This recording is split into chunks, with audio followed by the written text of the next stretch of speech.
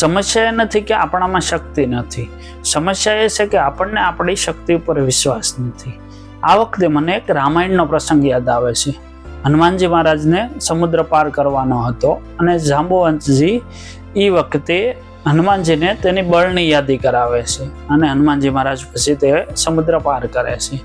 Same આપણી સાથે પણ આવું જ થતું હોય છે. ઘણી વખત આપણામાં કેપેબિલિટી હોય પણ આપણને જ ખબર ન હોય, અને આપણને જો કોઈ કહે કે તું આમ કર કે તે કામ કર તો તું આમ થઈશ કે આમ થશે, તો આપણે કહેતા હોઈએ છીએ કે મારાથી નહીં થાય, હું નહીં કરી શકું, મારામાં તે આવડત નથી, મારાથી નહીં ભેગું થાય, આવું બધું આપણે કહેતા હોઈએ છીએ.